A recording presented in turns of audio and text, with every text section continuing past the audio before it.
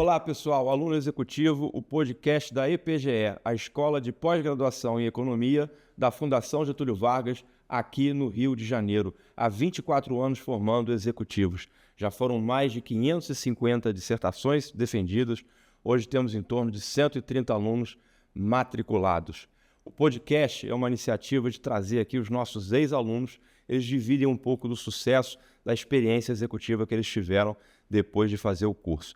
Eu sou Rafael Chaves, eu estou aqui com a Rafaela Nogueira, ela que é economista, fez o mestrado, o doutorado, o pós-doutorado na EPGE, passou praticamente metade da vida dentro da escola, né, Rafa? Mãe do Tadeu e da Sabrina, ela é economista-chefe na Zeta e também é Relações Institucionais no Nubank. Tudo bem, Rafa? Obrigado pelo seu tempo, é um prazer estar contigo aqui. Obrigada, Rafa, adorei o convite, estou super feliz de estar aqui hoje. Vai ser um prazer conversar com você. Ô, Rafa, vamos começar antes de entrar na tua dissertação, um tema que é um pouco mais técnico, que eu li ontem à noite a sua dissertação de mestrado. Você está sabendo mais do que eu, né? Faz tempo. 2008, né? Já tem um bocado de tempo. Mas vamos falar um pouquinho do Nubank primeiro. Eu estava olhando também os números do Nubank. Impressionante como que o banco, em torno de 11 anos, captou 100 milhões de clientes, né? Tudo isso foi a Anitta, Rafa? Na verdade, eu acho essa pergunta interessante, né? Quando você olha para o Nubank, a gente sempre fica muito impressionado com o crescimento do Nubank e com a performance dele nos últimos anos. O que eu acho mais interessante, o que eu acho que é mais legal de falar da experiência do Nubank como um todo e como a gente chegou nesses 100 milhões de clientes, é o fato de que a ideia começou super simples.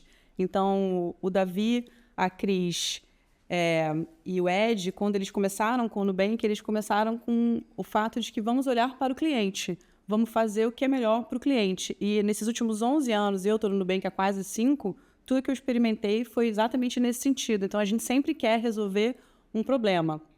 Qual era o problema da população brasileira? Não conseguia ter acesso aos serviços bancários, não conseguia ter um cartão de crédito, não conseguia ter uma conta. Ou quem tinha conta tinha um serviço, talvez não adequado, não eficiente, ou, enfim, precário. Então, a gente começou com essa ideia, né? O Nubank começou com essa ideia de bons serviços, com o cliente sempre no centro.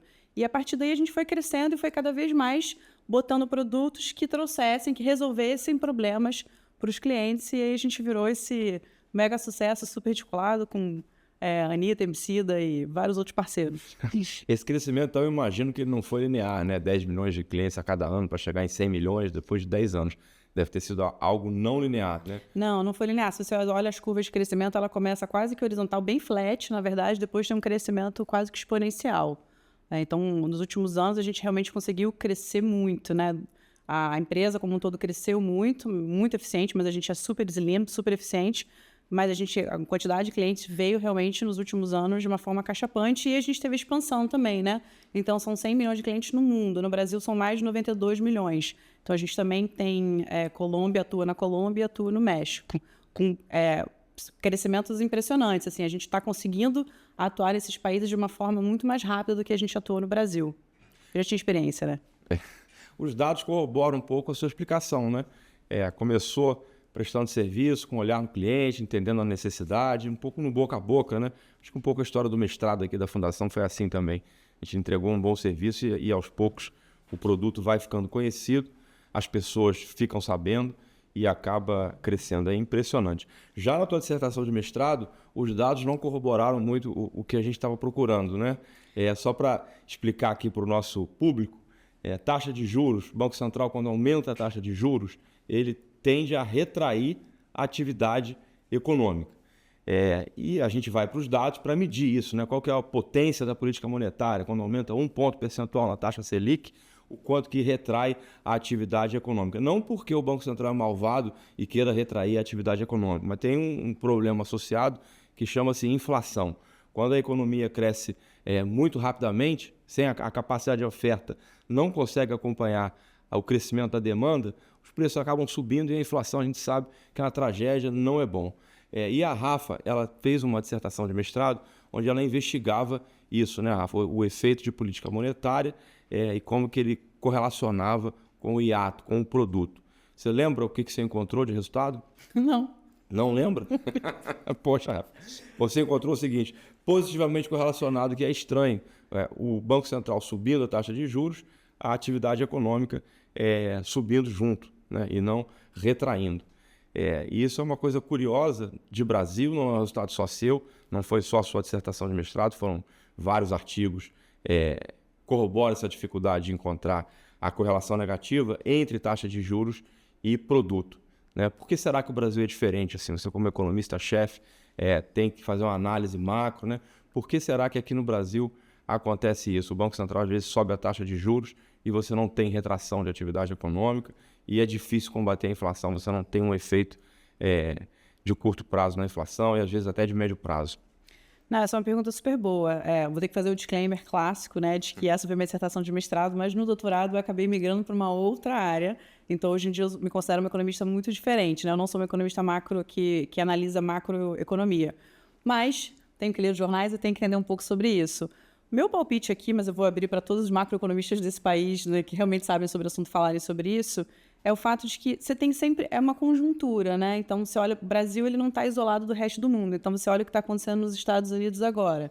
Você olha o que está acontecendo no resto do mundo. Tem guerra. Você vê o Brasil. Então, quando você faz uma política macroeconômica contracionista, existe o fator Brasil, de fato, né? Como que a taxa Selic vai impactar o que vai acontecer aqui dentro, mas você tem toda essa conjuntura que também influencia na política macroeconômica brasileira. Então, acho que é super complicado a gente conseguir isolar o Brasil do resto do mundo e dizer que, simplesmente, no Brasil, a política monetária ela não tem tido esse efeito nos últimos anos. Acho que a política monetária tem se comprovado efetiva no Brasil. Mas existem outras coisas. Tem política fiscal, que também a gente sabe que é um componente super importante, né? O Banco Central ele não está sozinho, né, atuando.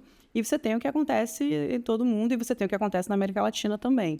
E a minha análise macroeconômica, acho que encerra aqui. Não, eu acho que foi perfeito. Eu tinha também na cabeça o lado fiscal, e você falou, né? Sem ter combinado. Às vezes a falta de coordenação entre política fiscal e política monetária, né? Um fiscal expansionista, onde às vezes o governo erra a mão e vai demais para o lado da expansão, acaba afetando demais a atividade. Mas vamos puxar para o teu período mais recente no Nubank e de Zeta. Antes de começar aqui a nossa conversa, você falou uma frase legal aqui, focada em seleção de RH. Como é que foi a frase em inglês que você me contou? O que a gente estava conversando antes, né? Que eu falei que no Nubank a gente tem uma frase que é "We don't hire jerks". Então, acho que a gente nunca contrata pessoas babaca, né? Traduzindo para o lado da carioca, assim, a gente não contrata babaca para trabalhar na instituição. Mas isso é muito difícil, né? Assim como ciência econômica é muito difícil você medir, se o PIB vai retrair, não vai retrair. Você, numa entrevista de RH, eu acho que é mais difícil ainda, né? Não é fácil você, numa entrevista, detectar a qualidade aí do capital humano, né? Tem aquelas respostas até padrões, né?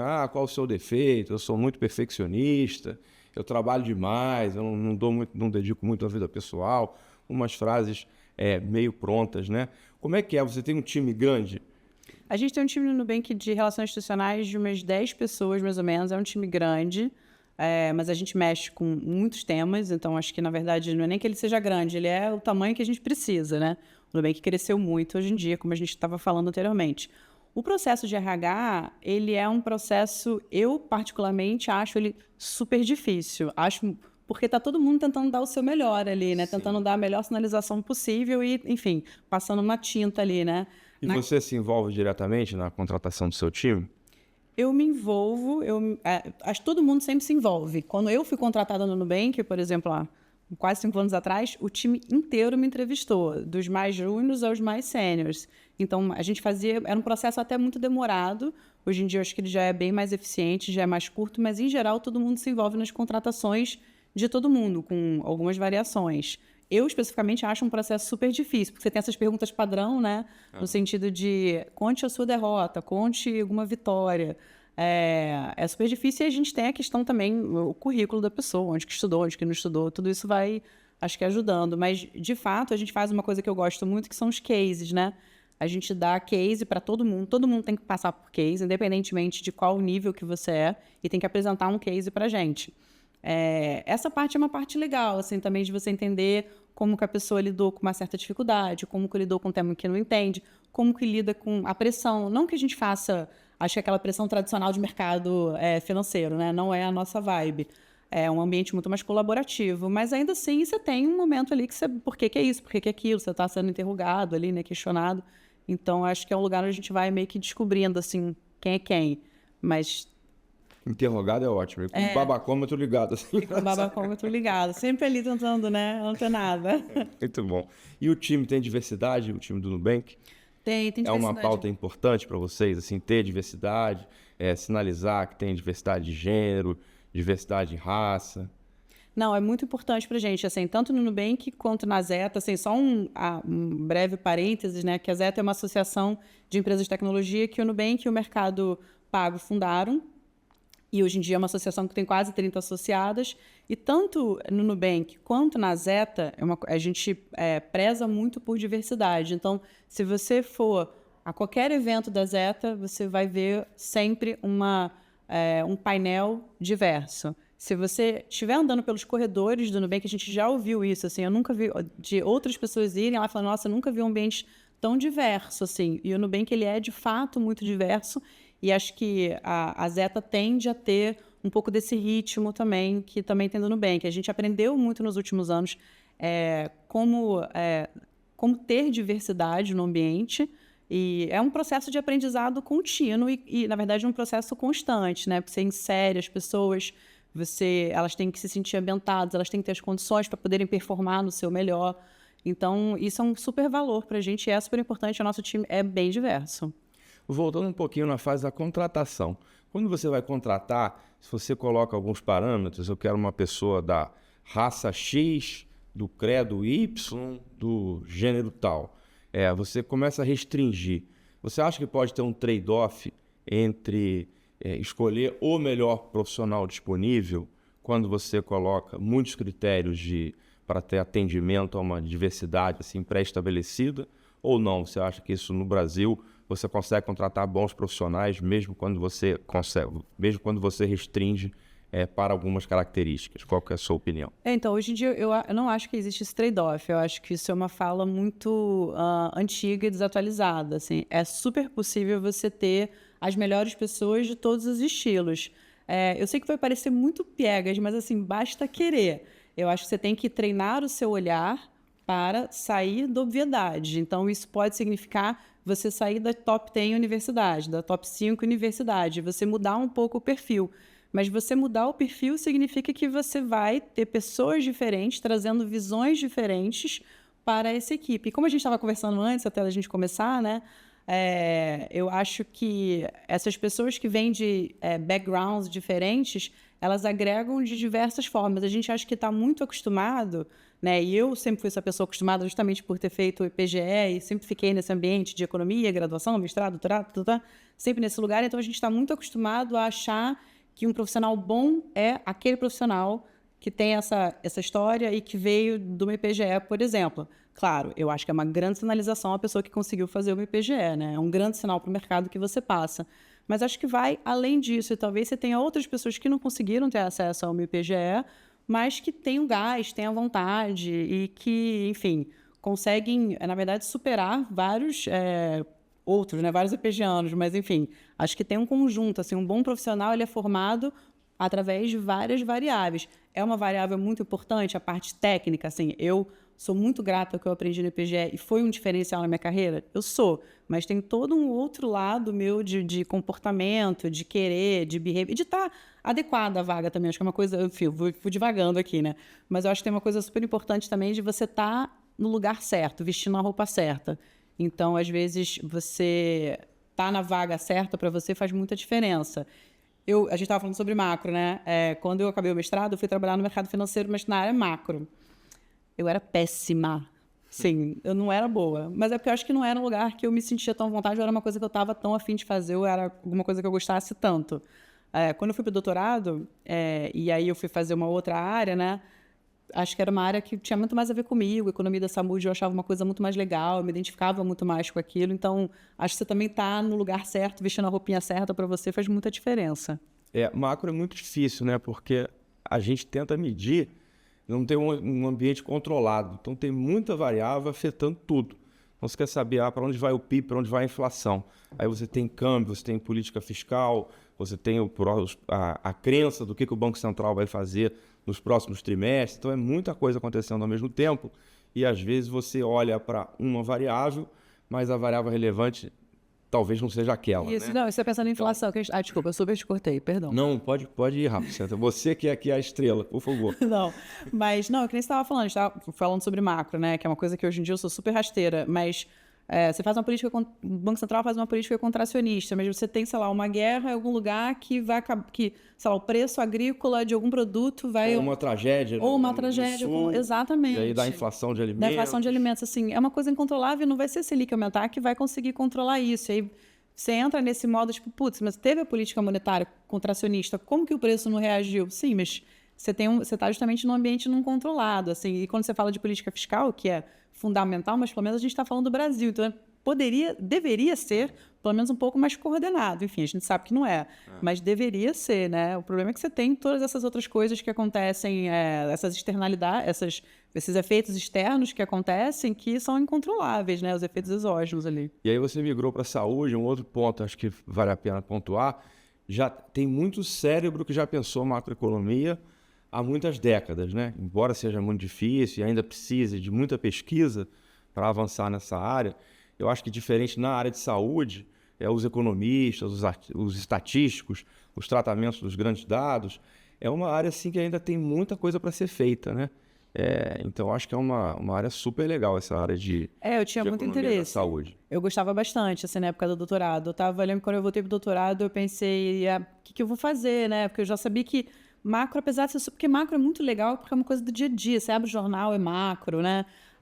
Eu acho que é os olhos de ouro, assim, do Banco Central. Então, é super interessante política monetária, política econômica, mas não era o que fazia o meu olho brilhar. E quando eu voltei para o doutorado, eu fiquei muito tempo tentando achar essa nova área. Eu lembro que eu quis, uma época, estudar crime também. Eu achei super legal, mas eu tive dificuldade de achar dado, porque eu gostava de uma parte, sempre gostei de mais micro aplicada. Tem uma discussão grande se usa ou não usa arma. Exato, a câmera, se liga, tá tudo que está acontecendo agora em São Paulo, que a gente está vendo, né? E aí eu queria muito estudar crime, eu achava super interessante, mas tive uma dificuldade com dados, e aí eu acabei indo para a economia da saúde. E o que eu percebi foi exatamente isso. Assim, hoje em dia, né, meu doutorado eu acabei em 2016, já tem quase 10 anos, né? Mas naquela época já existia, obviamente, né, economia da saúde, as pessoas já estudavam, já falavam, já tinha paper sobre isso, mas não era assim tão grande quanto é agora. E se você pensa de sistema de saúde no Brasil, né, tem toda uma discussão rolando sobre o cancelamento dos planos, né, que estão cancelando agora.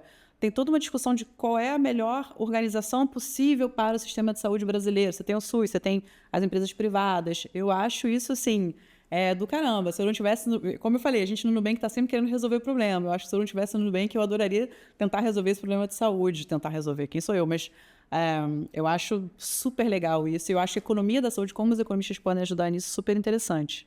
Ô, Rafa, conversa boa, conversa assim descontraída, sem muito ensaio. Eu ontem à noite estudei tua dissertação de mestrado. Cisma com isso? Eu não sei. Você não lembrava de nada. Então, eu te contei como é que foi a sua dissertação de mestrado, foi legal. Você lembra das suas de doutorado para dividir? Do doutorado Se não lembrar, não tem problema. Não, do doutorado eu lembro. Lembra? Eu estava mais afim. Conta um pouquinho aí do que foi o resultado que você encontrou, o que você fez no doutorado. Então, o doutorado, diferentemente do mestrado, você sabe, né, Rafa? A gente pode fazer uma tese zona grandona, mas não é assim que a gente faz, pelo menos no EPGE tradicionalmente, né? E eu acho que em outro lugar a gente faz geralmente 3 estudos, 3 papers, né? 3 working papers ali. O meu primeiro artigo, todos eles são em economia da saúde, mas eu tenho 2 artigos mais, porque o terceiro a gente sempre fica meio acabadinho, né? Então ele está lá de lado. Mas eu tenho um artigo que fala sobre obesidade. Então, nos Estados Unidos e no Brasil, você teve aqueles smoking bans, que mostra como que ter restrição de fumo nos lugares, né? Esqueci como é que fala smoking bans. Então, restrição para você não poder fumar nos lugares. A gente teve isso no Brasil, teve nos Estados Unidos. E aí eu queria olhar impacto de restrição. Área de fumante. Área de fumante. Na verdade, de você proibir, como a gente podia fumar em tudo quanto era lugar, no momento que teve essa proibição, né? De você não poder mais fumar em restaurante, não poder mais fumar em quarto de hotel e tudo. Na EPGE, né? Eu tinha um professor que deu aula fumando, eu lembro disso. E aí, na graduação e no colégio também tive isso. Bom, o que acontece? O que eu queria investigar num desses artigos era qual o impacto dessas restrições em peso de nascimento. Esse não era nem de obesidade, isso era peso de nascimento. Porque você tem o second-hand smoker, né? Você tem o fumante passivo. E aí tinha uns estudos na época do doutorado que eu achava super interessante, que mostravam que quando você tinha essas restrições ao fumo, os fumantes, eles passavam a fumar em casa. Então, a saúde das crianças piorava muito. Entendi. Então, eu queria saber, a minha ideia inicial era descobrir se com os smoking bans, que eu acabei, na verdade, fazendo com dados americanos, porque os dados do Brasil não eram bons, por uma questão de identificação, eu queria investigar como os smoking bans impactavam a qualidade do nascimento das crianças, o output delas que a gente vê por peso, né? Então, acabou que foi isso que eu fiz nesse meu primeiro artigo. E a gente acha o impacto fraco, porém significativo, né? De que ao ter smoking bans, de fato, a saúde das crianças piora um pouco. E aí, no meu... Você tá? Não, a tese de que você, com a política de criar áreas de fumo públicas, né?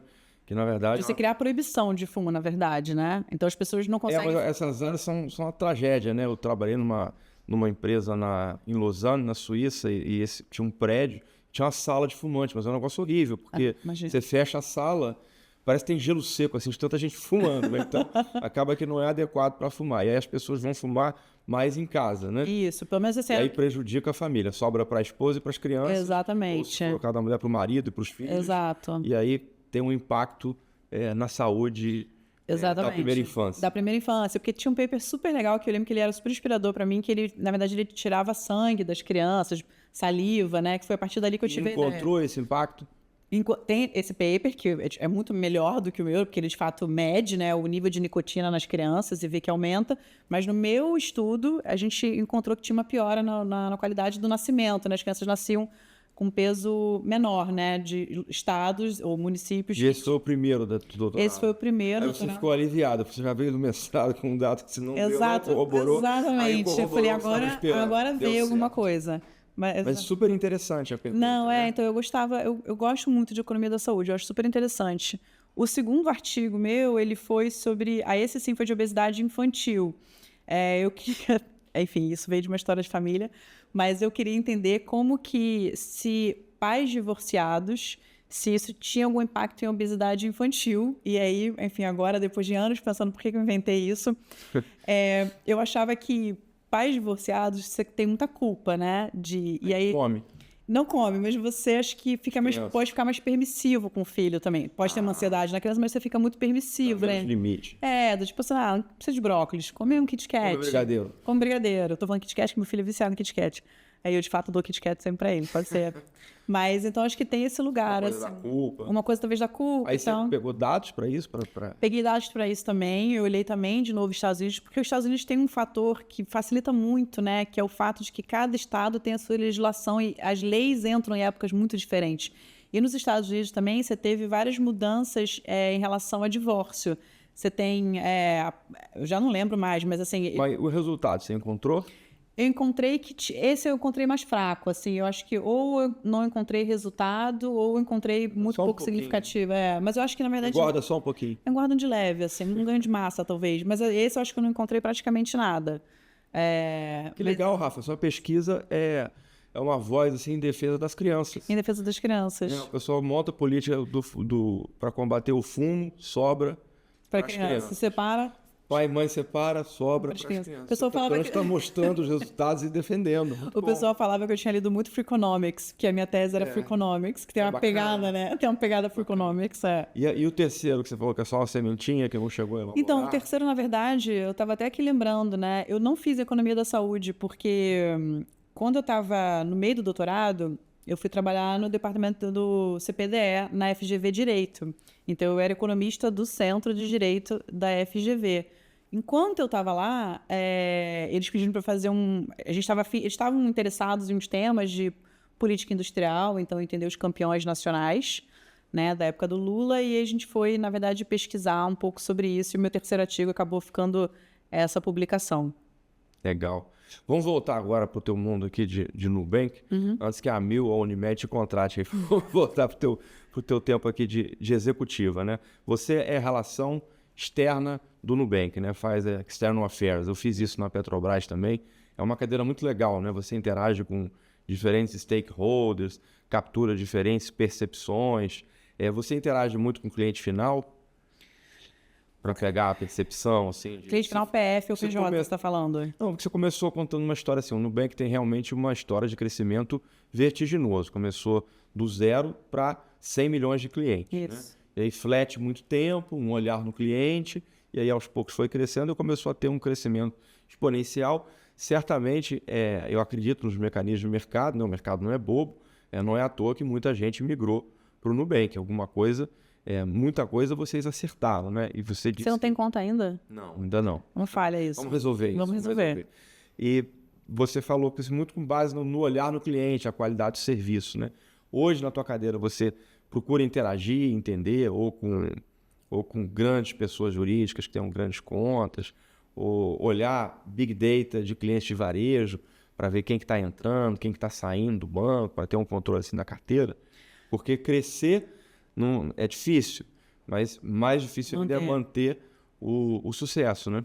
Eu acho que a gente tem alguns medidores que a gente está sempre atrás deles. Eu acho que um que eu gosto muito é que a reclamação número 1 de todos os nossos clientes sempre foi e ainda é aumenta o meu limite. Aumenta o meu limite. Para gastar mais. Para gastar mais. Mas não só para gastar mais, mas eu acho que o que eu acho mais interessante nisso não é só o fato não é a gastança pela gastança, é o fato de que é o seu cliente pedindo para usar ainda mais o seu produto. Certo. Então, acho que isso demonstra que a qualidade do nosso serviço é muito boa. Mas é crédito, então? É limite para crédito? De cartão, eu estou falando de limite de cartão de crédito aqui especificamente. Tá. Porque foi o nosso primeiro produto e eu acho que é o produto que a gente é famoso e onde a gente cresceu bastante. Onde a gente tinha interpretado limite de conta. Limite de cartão de crédito. Mas eu acho que o Nubank ele é muito famoso. Então, né, eu fiquei super descolada na família quando as pessoas descobriram que eu fui trabalhar no Nubank, principalmente nos adolescentes. Mas não tem como eu não interagir com o cliente final, né? As pessoas me escrevem para falar, para dar sugestões, para falar de reclamação. Isso é uma coisa que acontece comigo e eu tenho certeza que acontece com todos os meus pares no Nubank. As pessoas falam, porque tem... Você nunca foi no Nubank, né? Eu vou te levar em São Paulo. Você não convidou? Não, já está convidado. Está aqui convidado registrado. Por isso que eu não tenho conta. Não, mas pronto. Isso aí a gente vai resolver em pouquíssimo tempo. O prédio do Nubank, nosso headquarter, que a gente chama, que é o prédio principal do Nubank, que fica em Pinheiros, em São Paulo, ele é um prédio aberto.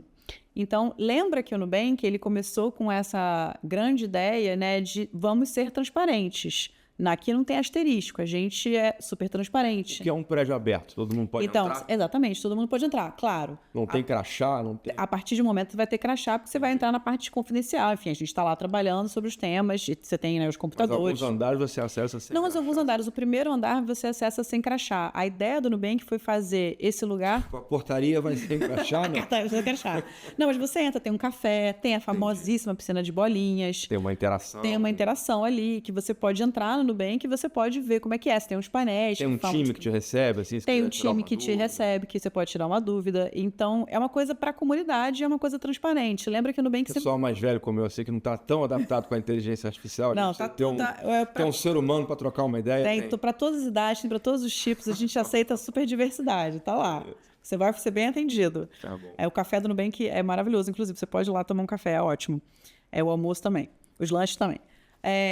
Mas o que eu acho legal da ideia desse prédio, que é feito para a comunidade, é o fato de que qualquer pessoa pode ir lá, sentar no café, tomar um café, ver quem são... Você vê o Davi entrando, você vê a Cris entrando, você vê as pessoas, estão todas lá. E é super transparente, né? Então, acho que essa ideia do Nubank de fazer uma coisa transparente é bem legal e foi por isso que a gente foi conquistando as pessoas. Mas eu, na minha posição, acaba que qualquer pessoa do Nubank as pessoas estão sempre falando com a gente sobre o Nubank e os feedbacks, eles são sempre muito positivos, é muito interessante. Claro, sempre tem alguém, tem uma sugestão de como melhora uma feature, como melhora um produto, ou tem uma reclamação, tudo isso acontece. Mas os feedbacks são muito positivos. E eu, especificamente, entrei no Nubank assim, né? Uma amiga minha do mestrado, inclusive, falou assim, você já abriu conta do Nubank? Foi tomar um café? Fui tomar um café. Acabou lá? Exato. Aí eu abri a conta do Nubank, mas eu lembro que eu fiquei desconfiada. Falei assim, não vou botar todo o meu dinheiro aqui. Vou esperar 2 meses ou 3 meses depois. Tá muito rápido isso, tá muito eficiente. Porque você fica assim, não sei, um banco digital, esquisito isso, né? Eu não sei, porque a gente... Porque é o novo, né? A gente vem de uma geração que você tá acostumado com a agência, você tem um gerente, né? Você tem todo esse lugar que você se sente muito seguro. E eu falei, não sei se eu vou botar aqui, né? Mas em 2 meses a experiência foi tão boa que eu migrei, é o meu banco principal, né?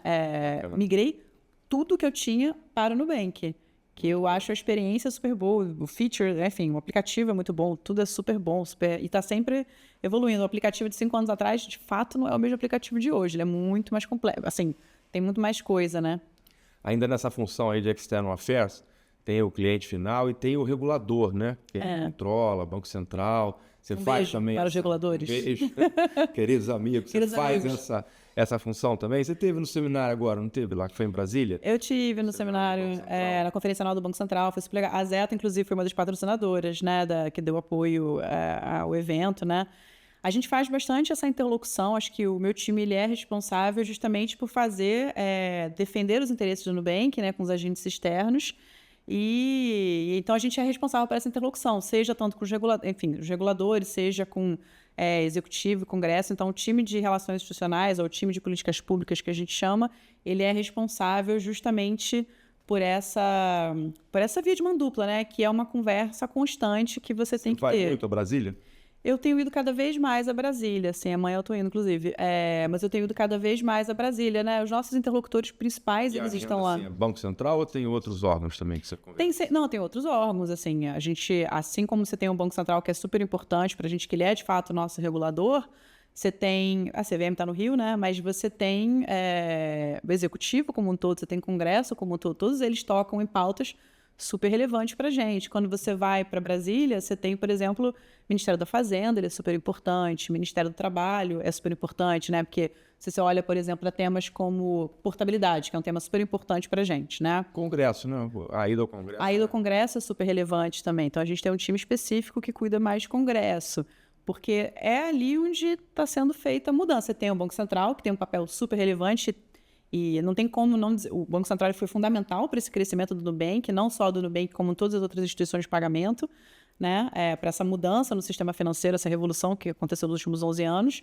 Apoiar a inovação, né? Apoiar a mudança, uma agenda moderna, né? Acho que o Banco Central teve um papel fundamental, assim. E o que eu acho que é muito importante deixar claro é que o Banco Central ele teve um papel intencional. Eu acho que isso passa desapercebido. Assim, o Banco Central, quando ele faz a 12865, quando ele cria leis ou quando ele cria regulamentações que vão permitindo que o sistema financeiro, né, o meio de pagamento, ele vai ficando cada vez mais competitivo, ele vai permitindo que as empresas de pagamento, né, porque o Nubank, regulatoriamente, ele é diferente de um banco. Né? A gente não é banco, a gente é uma instituição de pagamento, que é chefe do conglomerado. Então, quando o Banco Central ele permite que você... Open Banking, né? Quando ele faz o Open Banking, quando ele faz o Pix, ele vai criando ele vai dando possibilidade para ambiente, né? Vai criando um ambiente regulatório e vai dando possibilidade para que essas outras instituições, como o Nubank, mas como várias outras, como o Mercado Pago, como a Neon, como Cora, como várias outras empresas, consigam ir crescendo e, de fato, competindo com esses grandes bancos, esses grandes conglomerados.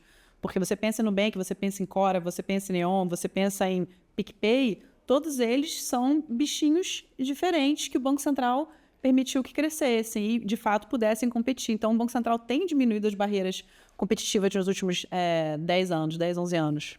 Para a gente fechar aqui, Rafa, a gente estava conversando sobre trajetória de carreira, né? Eu vou trazer um exemplo que acho que foi um pouco o que você falou. Quando eu fiz o concurso para entrar no Banco Central lá atrás, em 2002, passou na turma um veterinário. E eu lembro que a turma falava, poxa, um veterinário? Aí, poxa, o veterinário, ele deve ser super inteligente, né? Porque ele passou a vida inteira estudando, o sistema digestivo da vaca e entrou no Banco Central. Então, deve ser um cara super inteligente, né? Então, acho que você falou isso um pouco aqui. A gente abrir a cabeça no processo seletivo. É importante pegar as pessoas que têm aquela educação padrão, né? Que vem da Top 5, da Top 10 University, e você contratar. É uma super sinalização de bons profissionais, mas se eu entendi bem o que você falou aqui, é lá no Nubank que vocês olham também, tem um olhar aberto, né? Às vezes uma pessoa que não teve todas as oportunidades, mas que chegou lá, tem um soft skill, tem uma resiliência, tem uma vontade de fazer e acontecer, e é um super profissional também, né? Então achei muito bacana essa sua fala aí de ter o olhar atento para todos os tipos de profissionais e de formações. No fim do dia, o que importa é a gente querer, né? Querer fazer acontecer e estar no lugar certo, como você falou, né? Você saiu de macro, foi para a economia da saúde, depois voltou para External Affairs na tua vida executiva. Então, a gente está sempre se reinventando e procurando o nosso caminho. Mas para fechar, queria o teu depoimento, o teu testemunho, você dá as tuas últimas palavras aqui do nosso momento aqui de podcast. Esse últimas palavras não é bom, né? O diretor já me alertou disso, né? Parece que é últimas palavras do podcast. São as últimas palavras aqui para o pessoal que olha a Fundação como um possível centro para estudar, né? Você que fez graduação lá? Eu sou da primeira turma de graduação. Você fez graduação, depois você fez mestrado, depois você fez doutorado e depois você fez pós-doutorado lá. Tinha que ter um busto. Você tem um apartamento ali no prédio da Fundação. Eu acho que deveria. O Carlos Van deveria pensar sobre isso. Um kitnet ali para você. Então você é cria da Fundação. E você, assim, o teu sucesso aí fala, você mesmo falando e contando um pouco da tua trajetória, é uma trajetória de sucesso. Então acho que você tem um papel também de exemplo. Então divide aí um pouco aí com o nosso público o quão bom foi ter feito a Fundação, se isso te ajudou a se tornar a Rafaela de hoje, economista-chefe da Zeta e External Affairs do Nubank. Bom, eu acho que ter feito Fundação foi fundamental para mim, então acho que eu recomendo para todo mundo. E não foi uma coisa combinada, de fato foi maravilhoso, foi super importante. Eu não teria chegado até onde eu cheguei sem todo esse meu passado pela EPGE, pela Fundação Getúlio Vargas, mas eu acho que, como o Rafa falou também, é muito importante a gente querer fazer. Então, a formação técnica, ela é fundamental, você precisa ter a técnica, mas mais do que isso, é importante fazer as coisas, entregar redondo e fazer tudo direitinho e ter vontade. É isso. Rafa, muito obrigado. Nos vemos no Nubank lá, que eu fiquei curioso aí para provar o cafezinho. Tá convidado.